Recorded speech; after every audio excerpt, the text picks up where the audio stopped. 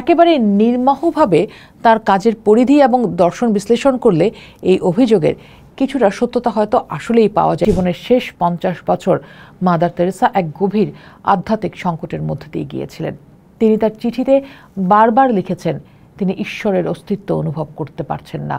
তার প্রার্থনা যেন এক শূন্যতায় মিলিয়ে যাচ্ছে। এটি একটি অবিশ্বাস্য তথ্য যে নারী ঈশ্বরের নামে সবকিছু ত্যাগ করেছিলেন, তিনি ঈশ্বরের উপস্থিতি নিয়ে সংশয়ে ছিলেন। তবে এই গভীর যন্ত্রণা আর শূন্যতা নিয়েও তিনি একদিনের জন্য তার কাজ থামাননি। মাদার তেরেসার সেবা কেন্দ্রগুলোতে হিন্দু, মুসলিম, শিখ, খ্রিস্টান সব ধর্মের মানুষ আশ্রয় পেত। তার বিখ্যাত নির্মল হৃদয় আশ্রম যখন কেউ মারা যেত, তখন তার ধর্মীয় পরিচয় জেনে সেই ধর্মীয় রীতি মেনেই শেষকৃত্য সম্পন্ন করা হতো। মৃত মুসলিমকে দাফন করা হতো, হিন্দুকে দাহ করা হতো এবং খ্রিস্টানকে সমাধিস্থ করা হতো। যদি ধর্মান্তকরণই তার মূল উদ্দেশ্য হতো, তবে তিনি সবাইকে খ্রিস্টীয় রীতিতে সমাধিস্থ করার চেষ্টা করতেন। প্রতি বছর 5 সেপ্টেম্বর যখন ক্যালেন্ডারের পাতায় ফিরে আসে, পৃথিবী এক মহীয়সী নারীকে স্মরণ করে, যিনি তার জীবনের প্রায় পুরোটাই উৎসর্গ করেছিলেন আর্তমানবতার সেবায়। মাদার তেরেসা আলবেনিয়ায় জন্ম নেয়া এক সাধারণ নারী থেকে কলকাতার সন্ত হয়ে ওঠার এক জীবন্ত কিংবদন্তি।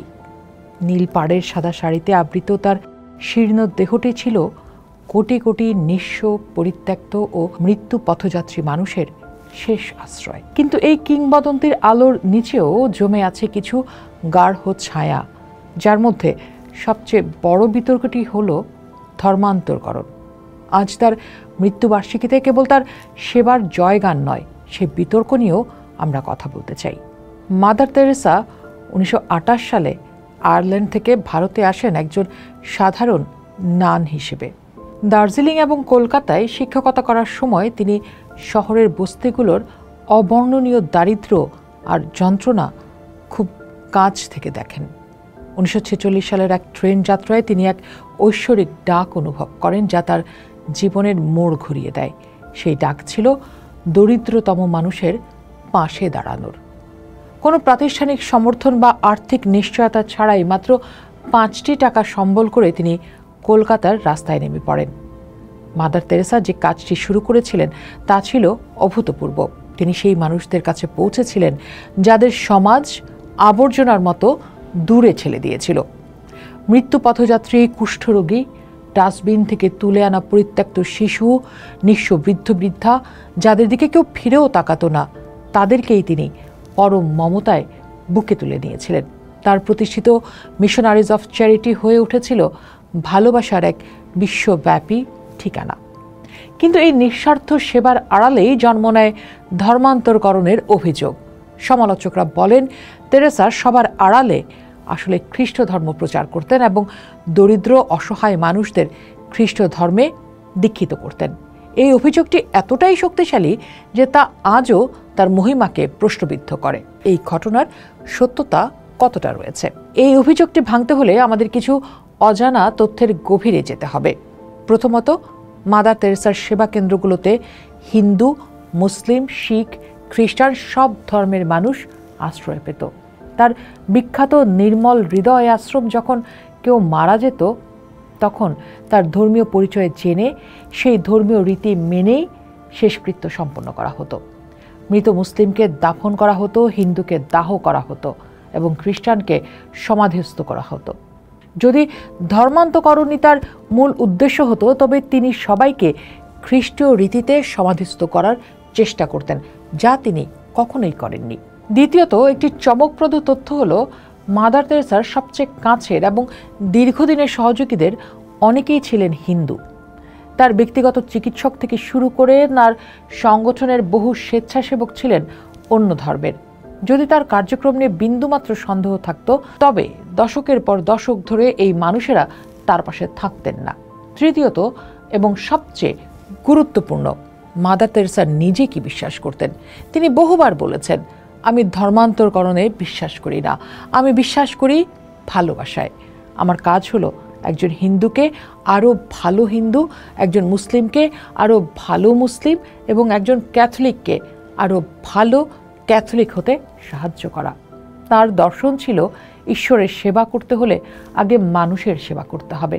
তার কাছে একজন যন্ত্রণাকাতর মানুষ কেবলই একজন মানুষ ছিল। তার ধর্মীয় পরিচয় ছিল গৌণ। তাহলে এই কথাগুলো কেন বলা হয়?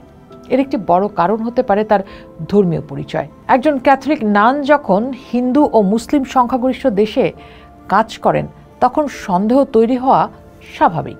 তবে একেবারে নির্মোহভাবে তার কাজের পরিধি এবং দর্শন বিশ্লেষণ করলে এই অভিযোগের কিছুটা সত্যতা হয়তো আসলেই পাওয়া যায়, কিন্তু মূল লক্ষ্য ছিল ধর্মান্তরকরণ। এই দাবি অতিরঞ্জন। মাদার তেরেসার জীবন কেবল সেবার গল্প নয়, এর গভীরে লুকিয়ে আছে আরও অনেক বিস্ময়। জীবনের শেষ 50 বছর মাদার তেরেসা এক গভীর আধ্যাত্মিক সংকটের মধ্যে দিয়ে গিয়েছিলেন। তিনি তার চিঠিতে বারবার লিখেছেন তিনি ঈশ্বরের অস্তিত্ব অনুভব করতে পারছেন না। তার প্রার্থনা যেন এক শূন্যতায় মিলিয়ে যাচ্ছে। এটি একটি অবিশ্বাস্য তথ্য যে নারী ঈশ্বরের নামে সব কিছু ত্যাগ করেছিলেন, তিনি ঈশ্বরের উপস্থিতি নিয়ে সংশয়ে ছিলেন। তবে এই গভীর যন্ত্রণা আর শূন্যতা নিয়েও তিনি একদিনের জন্য তার কাজ থামাননি। এটি তার সেবাকে এক ভিন্ন মাত্রায় উন্নীত করে। তিনি কেবল বিশ্বাসের জোরে নয়, মানবতার প্রতি অবিচল দায়বদ্ধতা থেকে কাজ করে গেছেন।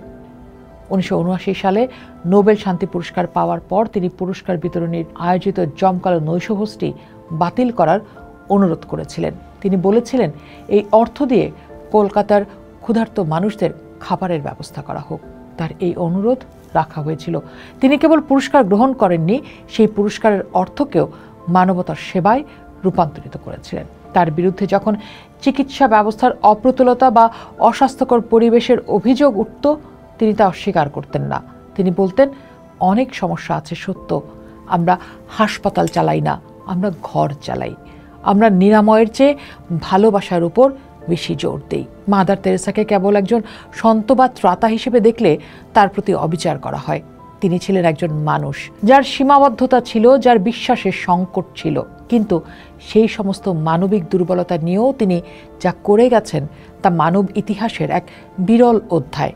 তার বিরুদ্ধে সাধারণ দরিদ্র গোষ্ঠীদের ধর্মান্তরকরণের বিতর্কটি হয়তো কোনোদিনও পুরোপুরি থামবে না, কিন্তু লাখো মানুষের যন্ত্রণার্ত মুখের হাসি আর শান্তিতে চোখ বুজার দৃশ্য সেই বিতর্ককে অনেকটাই ম্লান করে দেয়।